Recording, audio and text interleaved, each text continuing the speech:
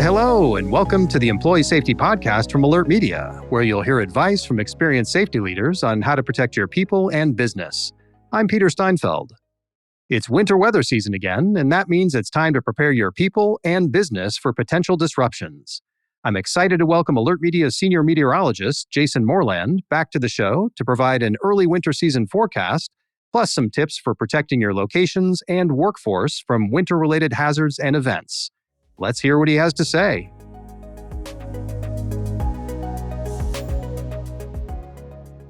Hey, Jason, it's great to have you back. Thanks for being on the show. Oh, thank you so much, Peter. It's great to be here. So, big picture, what are the most important things organizations should understand or just keep in mind about the 2024-25 winter weather season? Well, the biggest aspect of this year's forecast is that we're going to be going into La Niña conditions once again in the Pacific. So with that, we think that there is going to be a lot in the months to come, and some of that is going to be worsening drought conditions over much of the country. There's also going to be very large areas that are going to be below normal in terms of seasonal temperatures, but then there's also going to be very large stretches of the country that are going to be drier and above normal. But in the middle of all these different factors, there's still going to be a lot of winter weather to talk about in the months ahead. Do the winter storms that we experienced last season impact your guidance for this season? Like, does the past inform the present, or is each season just completely different and independent? Well, we do incorporate analogs or prior seasons with similar patterns that we anticipate going into a year to get a preview of what sort of things to anticipate. But we're really not looking at that this time around because 12 months ago, we were going into a winter El Nino. So we're looking at a bit of a different pattern this time around. So in this case, we would be looking at prior La Nina seasons and what did the temperature and precipitation regimes look like. So if there are going to be any areas that have above average snowfall, it'll be the Pacific Northwest into the Northern Rockies, potentially extending eastward into the Northern Plains, into portions of the Great Lakes. For those in the South, if you're really looking forward to the snow, the odds are not going to be quite in your favor so much. And then once you get up into the Mid-Atlantic and Northeast, it's going to be more of a mixed bag. You might be a little bit wetter than average in some spots, but then overall, we're going to be looking at a lot of southwesterly winds bringing in warmer than average temperatures more often than not for at least the bulk of the winter season. Is there anything else that our listeners, basically in the U.S. area, can expect? And what should they be doing to prepare for all those upcoming months? Truth be told, we can get the overall patterns right months in advance, but all it takes is a 1 or 2 week blip in the pattern for there to be more extreme impacts opposite to what the overall longer range outlook is calling for. So even in those parts of the country that are expecting an overall warmer and drier than average winter, there are still going to be significant cold shots. There will be chances of wintry precipitation, mixed precipitation across the Central Plains, Tennessee Valley. You're not going to be getting away from that this year, even though much of the winter you might be kind of wondering, is this it? I mean, so far in the fall months, for example, much of the country has been above normal, but all it takes is for the jet stream to reconfigure for 5 to 10 days, and then that could be the most memorable part of the winter where you get 2-3 consecutive different winter storm systems within a 2 to 3 week period, and that's what you're going to remember in the months that follow. So basically, people shouldn't be lulled into a sense of calm that it's been a little bit warm so far. It could get crazy. So just make sure you take the right preparations for crazy happening. That's exactly right. And I can also come up with recent examples in terms of helping to understand what we should be preparing for as well. And you raise a great point. There's going to be times in which we're going to go consecutive weeks with well above normal temperatures, but then things can flip on a dime. Just last year, for example, the U.S. experienced one of its warmest winters ever on record. The upper Midwest had its warmest winter on record. And then despite that, we still had major Arctic air intrusions. We had a Christmas blizzard that set up across much of the upper Midwest.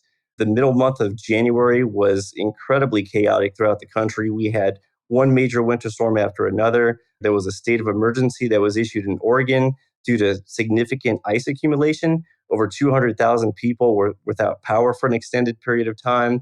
For football fans out there, let's not forget about that playoff game, the Chiefs versus the Dolphins. It was the coldest game in NFL history. The temperature made it down to -4. 30 fans were treated for frostbite after that game, and over a dozen fans had at least minor amputations. So we need to take these events seriously. It looks like fun and games to be out there in the outdoors, but even just cold weather, not even with the added effects of precipitation can be quite serious. What about other regions around the world? What can they expect? I know Spain had some really terrible flooding earlier this year. What's their winter going to look like? For Europe, it's going to be very similar to what we're expecting in North America. Much of the central and southern parts of the continent may be a bit warmer and drier than normal. That would actually bode well for Spain because, as you mentioned, they were just hit by serious flooding. But up towards the north into northern portions of the UK, including northern England, Scotland, over towards Scandinavia, could be a pretty active jet stream configuration. And just a quick mention for those out there in the Asia Pacific region, northern Japan usually experiences some very harsh winters during La Nina seasons, especially for areas north of Tokyo. There's oftentimes frequent cold snaps. So we're going to be looking at a lot of transportation issues across northern Japan, while southern areas of the country could still be a bit warmer and drier than normal. Well, I know you mentioned earlier that 2024 was a record setting year for global temperatures, but does that mean that there's going to be less snow or ice events this winter? Or are they completely independent of one another? Well, it's something that's coming up more and more with all the talk of climate change. 2023 was the warmest year on record, and 2024 is now almost guaranteed to be the warmest year yet again. So the last two consecutive years are the two warmest years in modern recorded history. This is a significant bump up compared to where we were even 20 and 30 years ago. And then we've seen trends with multiple large cities in the US where their annual snowfall has declined just in the last 2 to 3 decades. For example, Charlotte, North Carolina, they used to get multiple 10 plus inch snowfall years within a decade. That was a common circumstance in the 60s and 70s. Now they haven't gotten a 10 plus inch annual snow rate in over 20 years. But I will say that even in the warming climate, we are still seeing significant winter storm events.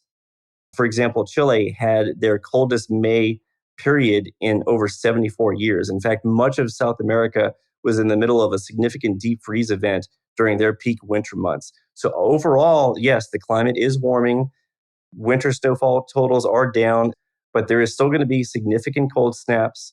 And also, you have to consider that with a warming climate, there is more precipitable water within the atmosphere. Well, it sounds like it's going to be pretty wacky. So, what are some of the ways that companies can physically prepare their locations for winter weather? Well, when it comes to the exterior, because that's where your business is going to be most exposed to the elements, you have to think about inspecting your roof, especially when it comes to your gutters. You want to make sure there's no chance of increased ice damming or snow buildup. When it comes to winterizing your parking lot, you need to make sure you have adequate amounts of sand before one of these major winter storms dumps a lot of snow. You also have to think about your overnight and weekend employees because when temperatures cool down on a Friday night, you still have staff coming and going through your business and they can't make their way out of the parking lot because it's too slick or someone has a slip and fall accident. Those are all things that you need to take into consideration. Inspect and protect your pipes, but also know where the shutoff valve is in the case of a pipe burst. And when it comes to exterior preparations, think about the outdoor worker. They're going to be in the elements, having to get work done several hours out the day. You need to equip them with the proper PPE. You also have to think about if you can possibly reschedule ahead of time, just paying a lot of attention to the forecast, recalibrating the schedule to kind of work around the weather a little bit. But also, when it comes to telling your employees to make it into the office, let's say it looks like on the surface that it's going to be a low end winter weather event. Sometimes these weather forecasts can change rapidly within a span of just 2 to 3 hours. A lot of people get caught out in the elements on the roadways. What could look like an easy drive all of a sudden turns chaotic. The roadways start to worsen. And the next thing you know, you're stuck on the interstate for 12 plus hours. You might not have enough warm protective clothing. You may not have blankets. You might not have water. It's always good to have some of these basic necessities in the trunk if you absolutely need to make a lot of frequent travel during the winter months. If your business is a little bit more flexible, depending on the line of work, you may want to consider work from home opportunities if it looks as though a significant winter storm could cause havoc on the roadways. You're not going to be at 100% operational efficiency. And so there's going to be distractions, there's going to be slowdowns. And these are all things that are going to have to be considered, even in the event that you can still get most people into the office. There's going to be a lot of distractions, both from the workplace and also back at home, where some people may not be doing the usual day to day things that they would if it was a sunny day. So best practice really is to not just wait for it to happen and then on the fly decide what you're going to do. Just know that it's going to happen. If not this year, next year, or the year after, and have some solid communication plans and then let people know what expectations are during these types of incidents when things aren't normal.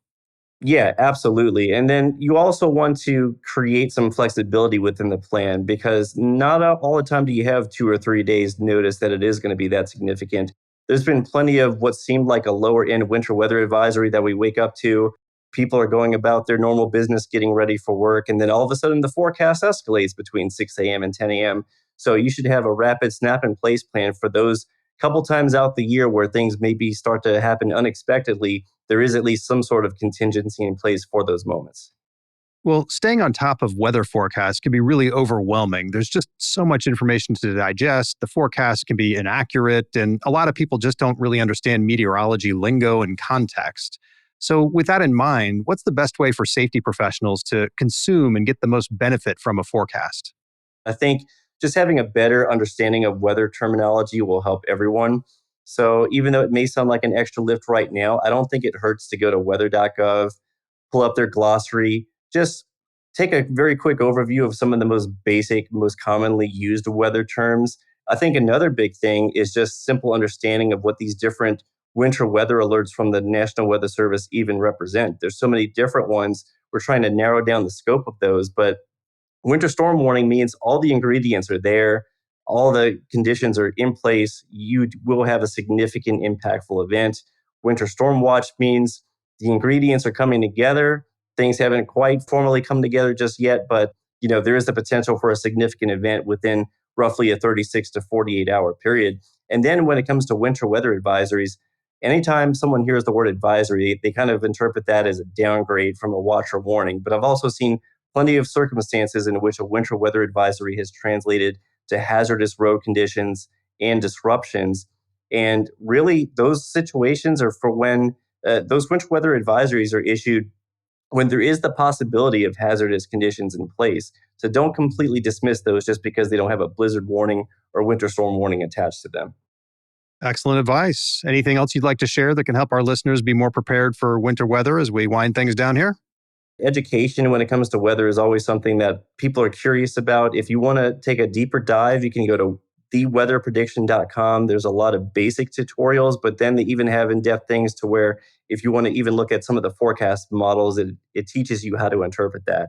If you want to take it even a step further, there's a website called Comet Met Ed. There's literally hundreds of free training materials available. You can take them at your own free leisure. There's even quizzes in terms of grading and also weather.gov/safety/winter if you just want basic winter weather preparation tips.